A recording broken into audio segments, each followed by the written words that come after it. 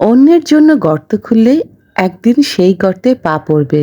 হয়তো আজ নয়, কিন্তু প্রকৃতির হিসেব কখনো বাকি থাকে না। আসসালামু আলাইকুম বন্ধুরা, কেমন আছেন? রমজানের শুভেচ্ছা রইল সবাইকে। আজ নিয়ে এসেছি একটু ভিডিও। এখানে আমি ফ্রাইড রাইস রান্না করব।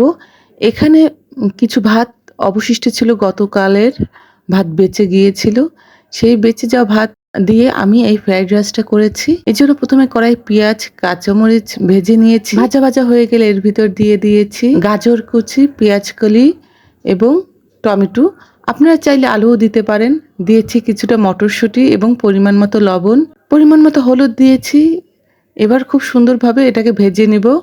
যেহেতু বাচ্চারা খাবে এই জন্য আমি এখানে তাড়াহুড়ো করেছি, এজন্য সামান্য ঝোল দিয়েছি। আপনাদের হাতে যথেষ্ট সময় থাকলে ঢাকনা দিয়ে ঢেকে রাখলে এই সবজিটি নরম হয়ে যাবে, সেক্ষেত্রে পানি দেওয়ার দরকার নেই।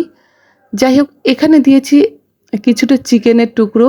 আগের দিন রোস্ট রান্না করেছিলাম, সেখান থেকে কিছুটা চিকেন অবশিষ্ট ছিল, তাই ভাবলাম মাংসটুক দিয়ে দেই। আপনারা চাইলে মুরগির বুকের মাংস কুচি কুচি করে এখানে ব্যবহার করতে পারবেন। এখন দিচ্ছি একটা ডিম ফেটিয়ে মাঝখান থেকে দিলাম। এটা আলাদাও ভেজে দিতে পারেন, কিন্তু আমি এর ভিতর দিয়ে দিলাম। চাইলে দুটো ডিমও দিতে পারেন। যেহেতু আমার বাচ্চারা গোলা ডিম বেশি এটা খেতে চায় না, ডিমটা পছন্দ করে, এই জন্য আমি একটা ডিম দিয়েছি। দুটো দিলে বেশ ভালো হতো খেতে, ডিমের পরিমাণটা একটু বেশি হলে খেতে বেশি ভালো লাগে। আমি এখানে তেলের পরিমাণ কম দিয়েছি। বাচ্চারা তেল বেশি হলে খেতে চায় না, হাতে তেল লাগলে তারা খাবে না, এই জন্য তেলের পরিমাণ সামান্য তেল দিয়েছি। আমি যতটুকু প্রয়োজন হয় ততটুকুই দিয়েছি, বেশি দেইনি। এবার আমি ভাত দিয়ে দিব। এটা ভাতটা ফ্রিজ থেকে বের করে সাথে সাথেই দিয়ে দিবেন, রেখে দিবেন না, তাহলে পানি বের হয়ে যাবে। একদম ফ্রিজ থেকে বের করে সাথে সাথে সরাসরি কড়াইতে দিয়ে দিয়েছি। এখানে আমি নরমালে রেখেছিলাম। এবার দিয়েছি পরিমাণ মতো ধনিয়া পাতা কুচি। কিছুক্ষণ ভাতটাকে সুন্দরভাবে ভেজে নিব। ভাজার পর এখানে দিয়েছি পরিমাণ মতো সয়া সস বাসায় না থাকলে দেওয়ার প্রয়োজন নেই, টমেটো সস থাকলে দিতে পারেন। এটা নুডলসের মশলা ছিল, সেই নুডলসের মশলা দিয়েছি। সবজির সাথে আমি টমেটো দিয়েছিলাম, আপনাদের টমেটো দিতে পারেন, টমেটো না থাকলে টমেটো সস দিবেন।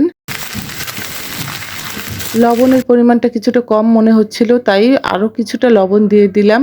লবণ লাস্টে একটু চেক করবেন, যেহেতু সয়া সসে লবণ থাকে, টমেটো সসেও লবণ থাকে, এবং নুডলসের যে মশলাটা দিয়েছি তার ভিতরেও লবণ থাকে। এই জন্য লবণটা আগে দিবেন না, লবণ বেশি হয়ে গেলে তখন খেতে ভালো লাগবে না। যাই হোক, হয়ে গেল আমার মজাদার বাচ্চাদের পছন্দের ফ্রাইড রাইস। অনেক সময় দেখা যায় বাসায় ভাত থেকে যায়, রোজার দিনে অনেক সময় কিছুটা ভাত কেউ কম খেলেও ভাত অবশিষ্ট থেকে যায়, সেই ভাতটা পরের দিন বাচ্চাদের জন্য এইভাবে তৈরি করে দিতে পারবেন। ভিডিওটি যদি ভালো লাগে অবশ্যই লাইক কমেন্ট করবেন। অসংখ্য ধন্যবাদ। সবার জন্য শুভেচ্ছা রইল, রমজানের শুভেচ্ছা রইল। আসসালামু আলাইকুম। সবাই ভালো থাকবেন, সবার জন্য শুভকামনা রইল।